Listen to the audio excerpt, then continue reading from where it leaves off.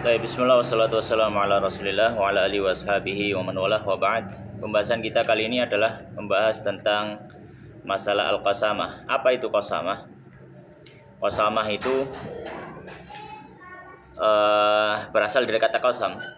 Kalau dalam bab fikih dia berasal dari kata qasam yang maknanya adalah sumpah. Disebut qasamah karena dalam pembahasan ini nanti harusnya dalam masalah pembunuhan itu harus ada saksi. Namun terkadang terjadi pembunuhan tanpa adanya saksi. Namun dugaan sangat-sangat kuat mengarah bahwasanya pembunuh itu adalah dari kelompok ini. Ya. Maka di sini persaksian bisa digantikan dengan sumpah, yaitu si penuduh, keluarga terbunuh, bersumpah sebanyak 50 sumpah. Sebanyak 50 sumpah. Dan harus dijelaskan ketika sumpah itu, tentu saja ketika sumpah dia harus menggunakan lafadz qasam. Yang pertama huruf qasam wa tabi, ya, wallahi billahi tallah. Kemudian yang kedua, dia harus menuduhkan terbunuh keluarganya tadi kepada siapa. Misalkan wallahi tallahi billah, penyembunuh fulan itu adalah keluarganya fulan. Adalah keluarganya apa? Keluarganya fulan. Kemudian ditambahi dengan penjelasan kira-kira membunuhnya itu membunuh dengan apa. Ya. Misalkan dibunuh dengan ditembak, dibunuh dengan ditusuk. Jelaskan. Kalau sudah, maka bagi si tertuduh maka membayar apa? Membayar diat. Membayar diat. Diat dari pembunuhan tadi. Ya. Diat dari pembunuhan tadi. Itu kalau misalkan memang indikasi sangat kuat mengarah bahwasannya pembunuh adalah keluarga itu. Misalkan jenazahnya ditemukan di dalam rumah itu, maka indikasi yang sangat kuat. Atau jenazah itu ditemukan di satu komplek, yang mana komplek itu adalah komplek musuh. Ya, misalkan pernah punya crash, ya, ada masalah hingga bermusuhan. Kemudian ada keluarga si korban ini berada di situ dalam kondisi terbunuh. Maka indikasi yang sangat kuat. Indikasi yang sangat kuat. Ya. Nah, kalau tidak ada indikasi yang sangat kuat, maka tidak boleh. Harus ada indikasi yang sangat kuat. Ya, harus ada indikasi yang sangat kuat. Baik, maka Musannif rahimahullah ta'ala beliau mengatakan faslun, pasal yang baru. Tak baca aja ya. Qal musannif rahimahullah ta'ala wa nafa'ana bil ilmi fid dunya wal akhirah. Faslun, pasal yang baru. Wa idza, dan apabila iqtarana, diiringi atau mengiringi bid'awad dam, dengan tuduhan darah. Maksudnya dakwad dam, tuduhan darah itu adalah tuduhan pembunuhan. Lauthun, laus itu apa? Laus itu yang tadi saya sampaikan. Laus itu adalah indikasi kuat yang mana kalau orang melihat kejadian itu pasti mengarahkan pembunuhan kepada orang itu. Laus itu jadi apa? Indikasi kuat pembunuh terhadap pembunuh. Ya, indikasi kuat terhadap pembunuh. Ya. Maka kalau tidak ada indikasi kuat, misalkan, ya, di satu kampungnya biasa saja, nggak pernah terjadi apa. Terus satu kampung kemudian ada tuangan, kemudian kampung, kemudian tiba-tiba ada jenazah nanggoni tuangan, nang jalan di jalan sepi tadi, cuma dekat kepada kampung itu. Ya. Sedangkan orang ini rumahnya jauh dan nggak pernah ada konflik apapun dengan kampung itu. Maka ini nggak ada indikasi apapun bahwasanya orang itu dibunuh orang kampung. Nah, maka tidak boleh dia menuduh oh ini pasti perbuatan orang kampung, ya nggak bisa. Jadi indikasinya harus kuat. Dimana disampaikan oleh para fuqaha ya apa namanya, hingga orang yang melihat keterjadian itu bisa melihat ini dugaan kuat pasti memang orang itu yang membunuh gitu. Nah, itu baru disebut laus. Kayak tadi misalkan contohnya terbunuhnya di mana? Jenazahnya ditemukan di rumahnya. Ini kan apa namanya, indikasi yang sangat kuat gitu. Maka itu namanya apa? Laus atau lausun. Yaqa'u bihi, yaqa'u bihi, yang terjadi padanya. Yaqa'u fa'ilnya nanti sidqul mudda'i itu ya, atau sidqul mudda'i ya. Yaqa'u bihi, yang terjatuh atau yang terjadi bihi ya, dengannya ya, dengan laus tadi, fi nafsi, dalam hati seseorang, sidqul mudda'i, kebenaran orang yang menuduh. Jadi ini laus. Laus itu apa? Syaratnya apa? Yaqa'u bihi fi nafsi sidqul mudda'i. Hingga orang yang kalau dia melapor, orang yang dilapor itu bagaimana ini dijelaskan, oh iya memang kok sepertinya dia pembunuh. Nah, itu namanya laus, indikasi kuat. Ya. Jadi yaqa'u ini fi'il, fa'ilnya sidqul mudda'i, bihi balik ke laus. Yaqa'u bil lausi fi nafsi sidqul mudda'i, yaqa'u sidqul mudda'i bihadzal laus fi nafsi man yasma. Ya. Itu takdirnya seperti itu. Maka apa yang terjadi? Harusnya kan ada saksi. Pembunuhan nggak boleh kalau misalkan tanpa ada saksi. Harus ada saksi. Ya. Nah, ini nggak ada saksi. Nggak ada saksi. Maka bagaimana? Apa yang terjadi? Karena memang ada indikasi kuat, maka tidak boleh kita membiarkan indikasi ini. Kita tidak boleh membiarkan indikasi ini. Maka apa yang terjadi? Halafal mudda'i, bersumpah. Halaf yaitu halif, sumpah. Al mudda'i, penuduh, khamsina yaminan, 50 sumpah. Keluarga dari si terbunuh bersumpah 50 kali. Wallahi inna fulan ibni fulan ya qatalahu fulan bin fulan wa fulan bin fulan, atau apa gitu ya, apa misalkan bisikin atau bisayif atau bil bunduk, dengan tembak atau dengan ini, pokoknya sumpah lah, wallahi bahwasanya fulan bin fulan dibunuh oleh fulan bin fulan atau keluarga fulan bin fulan dengan menggunakan tembak, dengan menggunakan apalah alat ya. Bersumpah 50 sumpah. Ya. Kalau sudah bersumpah, apa yang terjadi? Istahaqqa adiyatu atau diyata di situ. Adiyata ya. Nah, di sini bukan adiyatu ya. Wastahaqqa, maka berhak siapa? Al-mudda'i, penuduh dari keluarga korban, adiyat, yaitu diat. Ya. Maka berhak mendapatkan apa? Diat. Yaitu kalau pembunuhan berarti 100 ekor apa onta. Ya. Baik. Kemudian wa illam yakun hunaka laus. Wa illam yakun, dan jika tidak ada hunaka di sana dalam kasus pembunuhan ini, bid'awad dam, hunaka bid'awad dam, dalam tuduhan pembunuhan ini, lausun, tidak ada indikasi sama sekali. Tidak ada indikasi sama sekali. Fal yaminu 'alal mudda'a 'alaihi, maka sumpahnya diberikan kepada si tertuduh. Kalau nggak ada laus, yang diminta sumpah adalah si tertuduh. Karena apa? Karena si tertuduh lebih kuat. Karena hukum asalnya orang tidak bisa dituduh.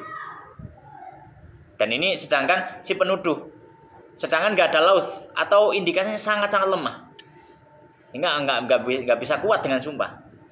Maka si tertuduh kalau berani sumpah, maka dia bebas, lepas. Ya, tapi tadi ketika ada indikasi kuat, itu menguatkan sisi si penuduh.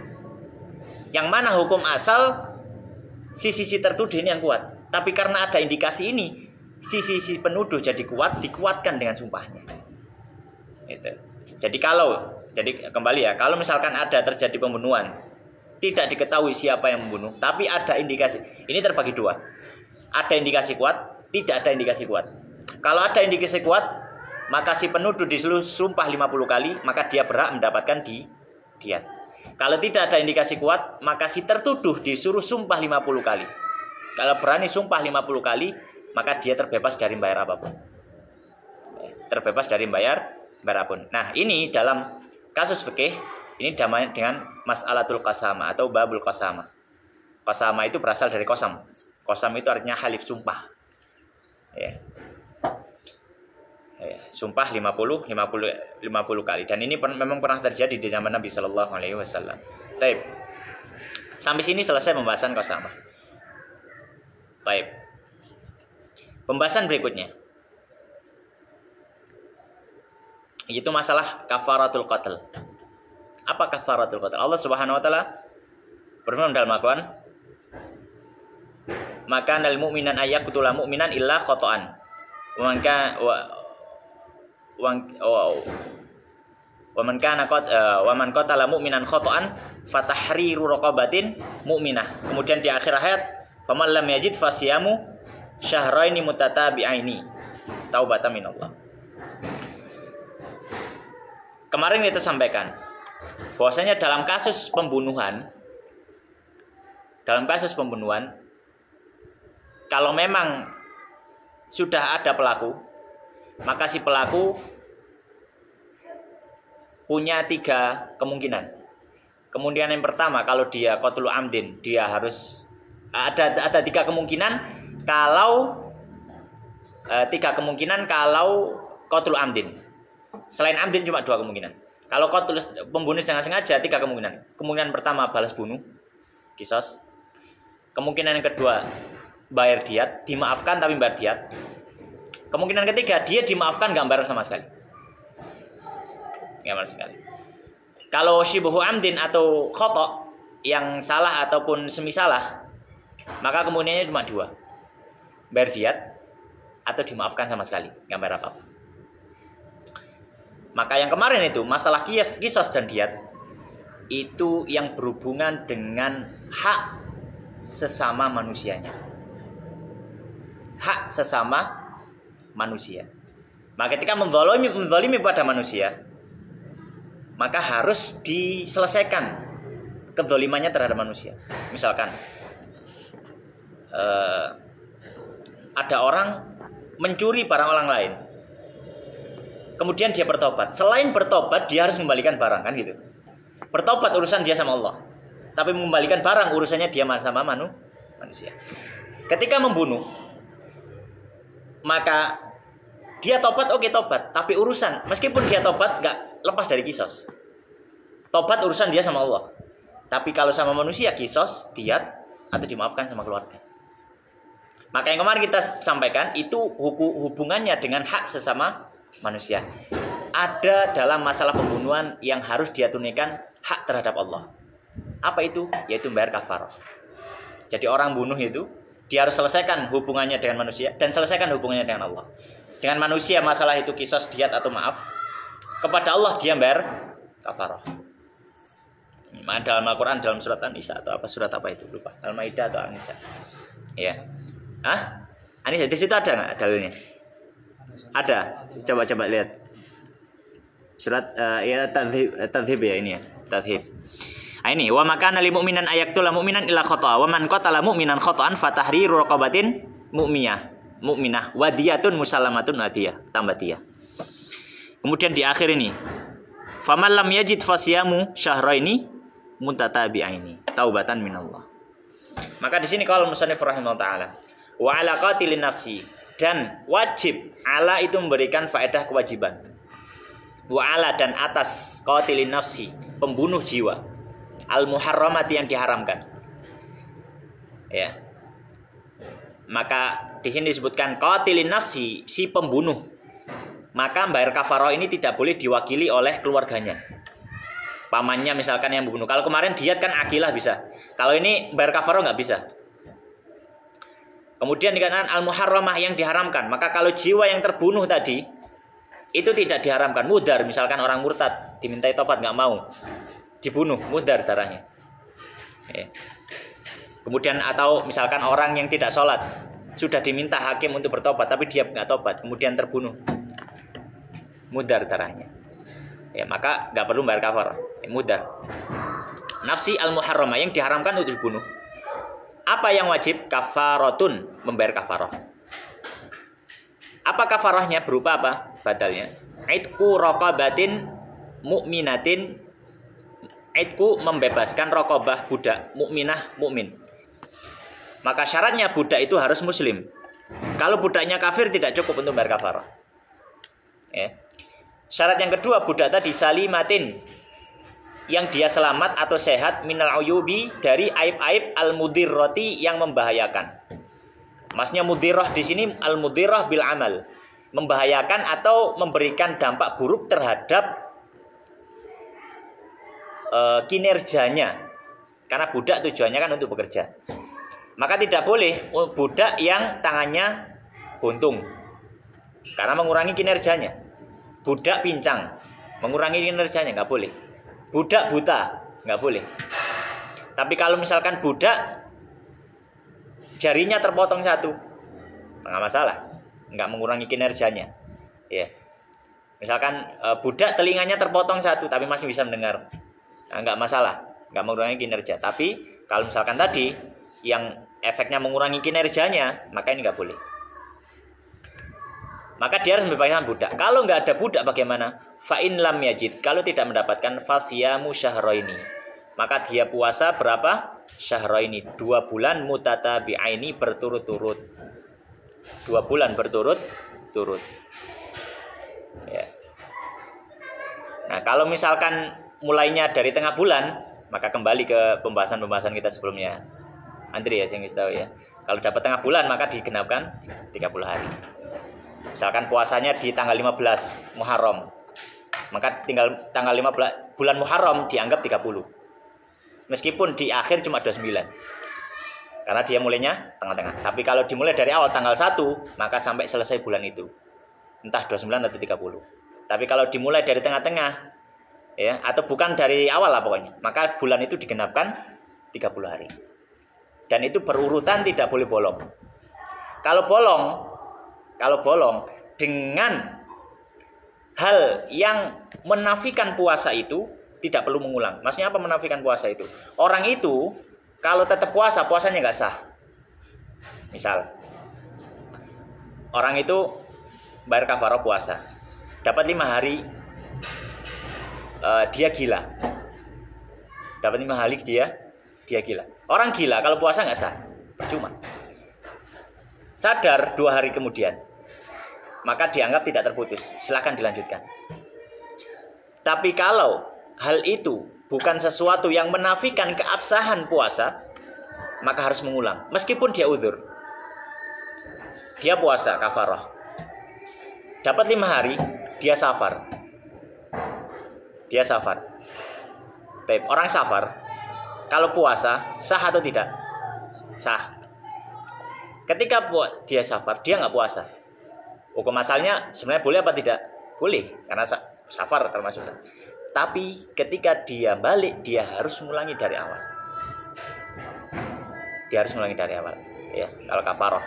Jadi kafarah itu harus terus tatabi'aini. Baik. Dan di sini tidak disebutkan, kalau di kafarah-kafarah lain kan ada tambahannya biasanya apa? It'am sitina miskina. Tapi dalam kafarah qatl tidak ada it'am. Kalau tidak mampu berpuasa, ya sudah, kafarah itu jadi tanggungan sampai akhirat. Pokoknya mentok sampai apa? Puasa. Kenapa? Karena di dalam Al-Quran cuma hanya sampai faman lam yajid fasyamu syahraini mutatabi'aini, langsung taubatan minallah. Enggak ada lanjutannya. Kalau misalkan dosa, bagaimana kalau apakah enggak dikiaskan ke kafarah lain seperti kafarah dzihar, kafarah jima puasa? Ada solusi yang ketiga, yaitu apa? Kalau nggak mampu memberi makan, nggak bisa. Kafarah tidak bisa dikiaskan. Kafarah atau bukan sifat kafarah ya, tapi kafarah itu sendiri. Beda. Kalau sifat kafarah boleh dikiaskan.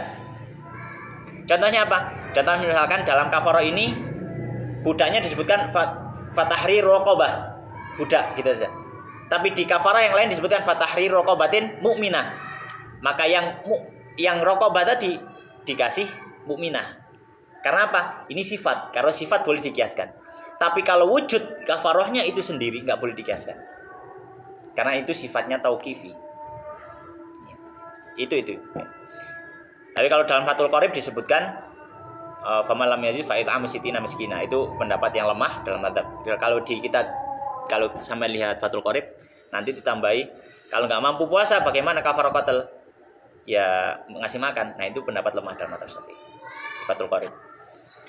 Ya, dan disebutkan oleh para muhasyi semuanya bahwasanya ini pendapat yang lemah dipilih oleh penulis Fathul Qorib. Yang benar mentok sampai puasa, nggak mampu puasa jadi tanggungan sampai mati. Nanti ditagih oleh Allah Subhanahu wa taala di akhirat. Baik, demikian masalah qasamah dan insyaallah pembahasan berikutnya masuk dalam masalah kriminalitas yang lainnya, mulai dari zina, pencurian dan seterusnya. Allah taala alam wa sallallahu wa sallim wa barik ala nabiyina Muhammadin wa ala alihi washabihi ajmain.